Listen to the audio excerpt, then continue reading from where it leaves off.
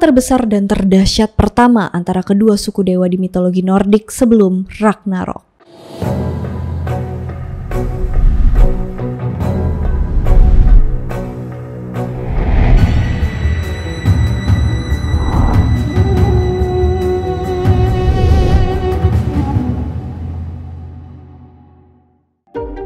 Dalam mitologi Nordik, dewa dan dewi itu biasanya dibagi jadi dua suku. Yang pertama, suku dewa yang tinggal di Asgard, itu Aesir.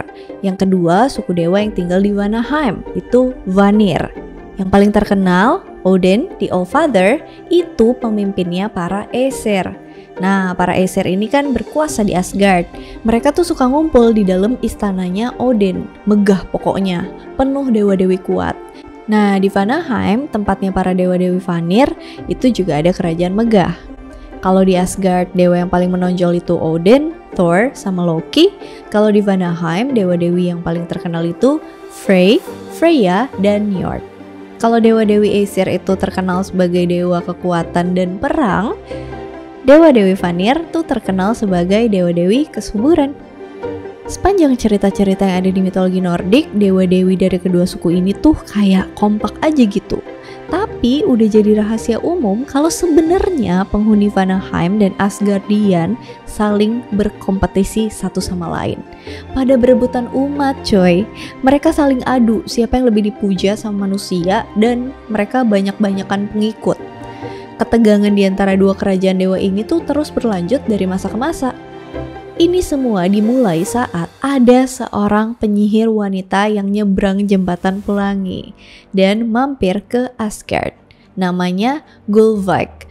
Gull itu artinya gold atau emas. Kalau lengkapnya, Gullveig artinya ketamakan akan emas. Nah, awalnya para Aesir terpesona sama kekuatannya dan mereka pada mau pakai jasanya. Selain itu, Gullveig juga bisa ngubah nasib orang yang minta ke dia supaya nasibnya diubah. Tentu ini ngerepotin para Norns yang sibuk menenun nasib. Buat yang gak tahu Norns, ini tuh para wanita yang mengontrol nasib. Gile, penyihir ini sakti dong, bisa ngubah nasib. Dewa-dewi Aesir aja pada gak bisa. Nah, para dewa-dewi tuh mulai tergoda nih. Tapi ternyata sang penyihir gak bisa bikin perubahan ekstrim-ekstrim banget gitu sama nasibnya. Karena gak ada yang mampu bengkokin tenunan nasib yang udah dibuat sama para Norns. Lama-kelamaan para Aesir gunain kekuatan sang penyihir buat semua hal, termasuk hal-hal kecil yang gak penting, hal-hal cerek, dan mulai berantem satu sama lain. Iri-irian karena ada yang lebih ditolongin sama penyihir dibanding dewa lainnya. Mereka lupa sama martabat dan kehormatan mereka sebagai dewa. Ini semua tuh ketutup sama keinginan egois mereka yang mau mereka penuhin lewat kemampuan penyihir itu. Mereka juga berebutan korupsi emas, makanya namanya Gullveig. Terus mereka mikir, jangan-jangan ini semua kerjaan si penyihir yang sengaja mecah belah kita. Padahal mah emang merekanya aja.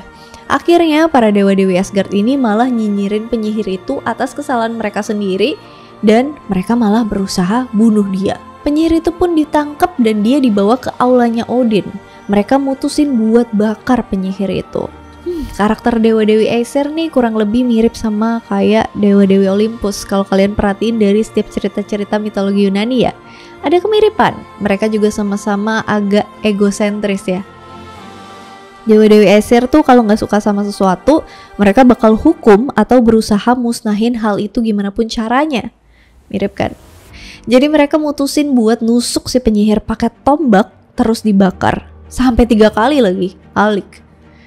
Tapi semua itu sia-sia karena 3 kali dibakar, 3 kali juga dia hidup lagi. Dia terlahir kembali dari abu macam Phoenix.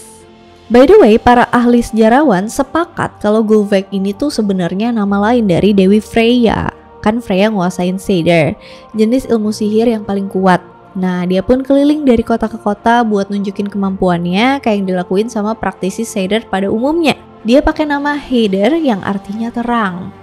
Nah, mampus nih, ternyata penyihir itu Dewi Freya, dewinya bangsa Vanir.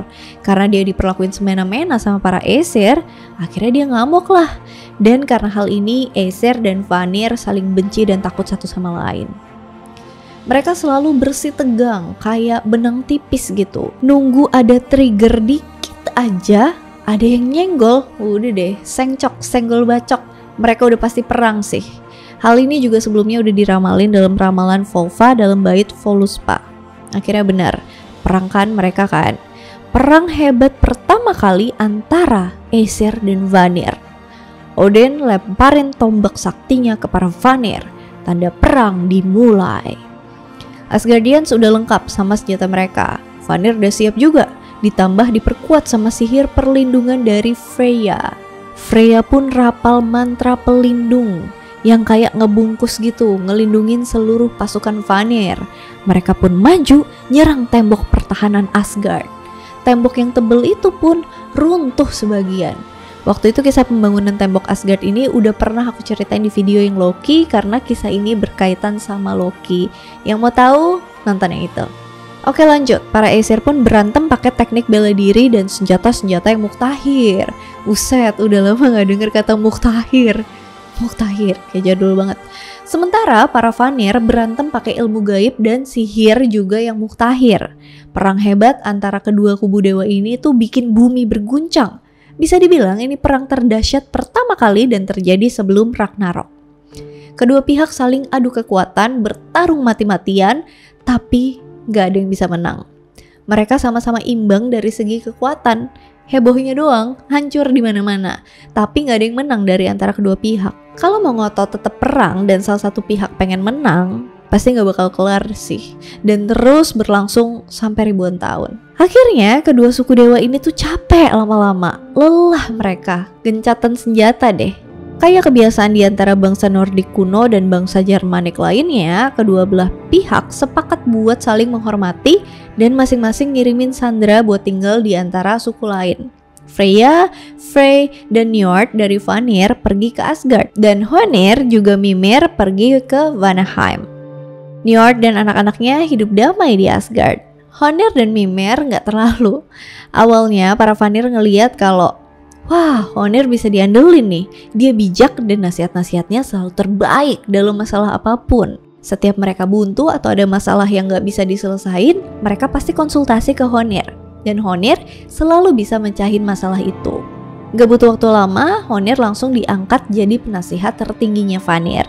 Sayangnya, sebenarnya yang jago itu adalah Mimir. Honir cuma jago karena ada Mimir di sebelahnya. Dia cuma ngebeo apa yang udah dibisikin sama Mimir.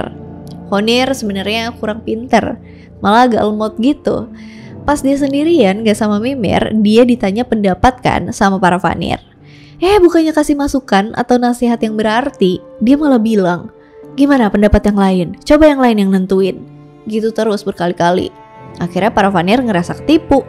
Wah, sandera yang dikirim yang bodoh-bodoh.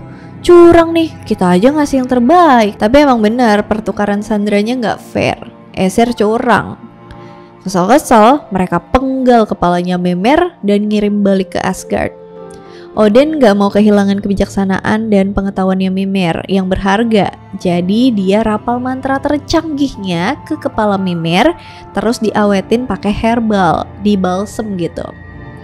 Akhirnya kepala Mimir bisa terus hidup dan kasih nasihat-nasihat luar biasa waktu Odin perlu.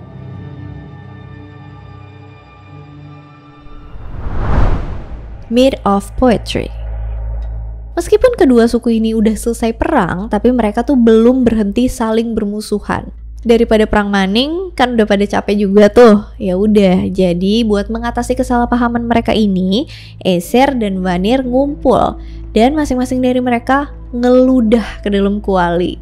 Dari air liur mereka terciptalah Kvasir yang paling bijaksana dari semua makhluk. Dia hidup sebagai simbol perdamaian yang hidup antar kedua suku. Si Kvasir inilah yang jadi penengah mereka dan kasih nasihat bijaksana kalau ada apa-apa. Saking bijaksananya gak ada pertanyaan yang gak bisa dijawab. Dia pun keliling dunia buat kasih pengetahuan ke umat manusia. Pada suatu ketika dia papasan sama dua kurcaci yang minta tolong sama dia mecahin masalah. Namanya Fjalar dan Galar. Para kurcaci itu bawa dia dan tiba-tiba mereka bunuh dia dong. Mereka ikat badannya Kvasir dan mereka peras habis darahnya. Pas para Aesir nyariin Kvasir, para kurcaci bilang kalau si Kvasir ini keselak sama kebijaksanaannya sendiri dan mati. Ya kali, percaya lagi. Gak habis thinking. Sisa terakhir dari perselisihan Aesir dan Vanir pun udah gak ada. Para kurcaci nyampurin darahnya Kvasir pakai madu dan terciptalah mead, minuman alkohol fermentasi. Tapi mereka nggak minum mead ini, mereka simpen. Nah, dalam mitologi Nordik, mead of poetry ini tuh minuman mitos bahwa siapapun yang minum bakalan jadi skald, kalau nggak jadi orang terpelajar. Skald ini tuh maksudnya pembaca puisi. Dia juga bisa ceritain informasi apapun dan memecahkan pertanyaan apapun. Jadi kan ya orang pengen dong minum itu. Oke, sekarang kita balik ke para kurcaci ya. Fjalar dan Galar ngundang raksasa, Giling. Iya namanya Giling. Mereka bawa si Giling ke laut dan ditebalikin dong perahunya. Si Giling pun tenggelam. Giling jahara banget. Para kurcaci balik ke rumah raksasa dan kasih kabar ke istrinya Giling kalau suaminya meninggal. Si istri sedih banget kan, dia nangis terseduh-seduh. Fjalar tuh nenangin kayak, Cap, yuk kita ke tempat suamimu tenggelam yuk. Tapi Galar bosen denger tangisannya. Dia samperin raksasa cewek itu dan jatohin batu gerinda ke kepalanya. Jahat ya. Pas putra Giling si Sutung tahu apa yang terjadi, dia pergi ke para kurcaci dan dia bawa mereka ke karang. Pas kondisi air pasang, paniklah kan para kurcaci. Mereka mohon-mohon sama dia dan nawarin dia mead sebagai kompensasi atas kematian ayahnya. Sutung setuju. Sarap juga nih anak. Pas dia balik ke rumah, dia simpen lah tuh meadnya kan di sebuah tempat bernama Nidbjorg yang dijaga sama putrinya Gunnlod. Oke, kita move bentar ya ke Odin. Jadi suatu hari Odin ketemu sama 9 budak yang lagi nyabit jerami. Odin nawarin ngasah sabit mereka. Saking bagusnya batu asahnya, mereka semua jadi berebutan mau beli. Sampai saling bunuh. Mereka nyabit leher mereka satu sama lain. Kemudian dia nginep di tempat Baugi. Plot twist, Baugi ini saudaranya Sutung. Plot twist lagi, dia ngeluh kalau bisnisnya gak lancar karena budaknya saling bunuh. Susah dapat penggantinya. Odin yang ngakunya namanya Bolverk nawarin diri buat ngelakuin kerjaan mereka dengan imbalan boleh neguk meatnya si Sutung. Baugi setuju, bilang dia bakal nyoba bujuk saudaranya. Selama musim panas, Bolverk ngelakuin pekerjaan sesuai kesepakatan dan di musim dingin dia nagih ke Baugi. Mereka berdua pergi ke rumah Sutung, tapi dia nolak ngasih setetes pun. Habis itu Bolverk kasih bor ke Baugi dan nyuruh dia buat ngebor ke gunung Nidbjorg. Terus Odin berubah bentuk jadi ular dan dia nyelinap ke dalam lubang yang sempit. Nyampe deh si Bolverk alias Odin ke Gunnlod, anaknya si Sutung yang jagain meat itu. Mereka bikin deh kesepakatan. Mereka ngabisin 3 malam bareng, tapi Odin bakal dikasih izin minum 3 tegukan meatnya.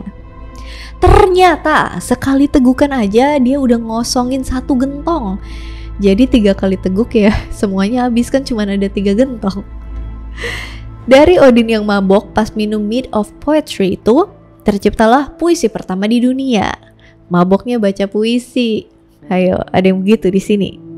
Habis itu Odin berubah jadi elang dan terbang kabur dari situ. Pas si Sutung tahu, dia ikutan berubah jadi elang dan ngejar Odin. Odin terbang balik ke Asgard kan. Nah, pas Aesir pada lihat Odin datang, mereka buru-buru nyiapin bejana buat nampung mead dan Odin langsung muntahin mead colongannya ke dalamnya. Yaks.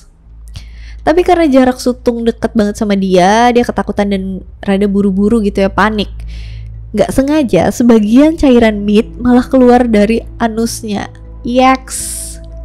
Porsi yang ternoda ini dikenal sebagai bagian berirama dan siapa aja bisa minum. Diyakini penyair-penyair yang kurang terkenal yang minum ini. Tapi bagian terbanyak dari mead yang keluar dari mulutnya Odin kasihin ke para dewa dan juga mereka yang benar-benar berbakat dalam puisi. Jadi penyair-penyair hebat zaman dulu diyakini minum mead yang dimuntahin sama Odin. Begitulah akhir dari kisah perselisihan antara Vanir dan Aesir sampai mead of poetry. Alright, that's all about Aesir versus Vanir. Kalau misalnya ada mau ditambahin, ada mau request, ada mau koreksi, comment down below. Thank you so much for watching. Hope you guys like it and see you on my next video. Bye. By the way, para ahli sejarawan Sekapat. Ah, nggak enak banget sih. Ah, goyang mulu.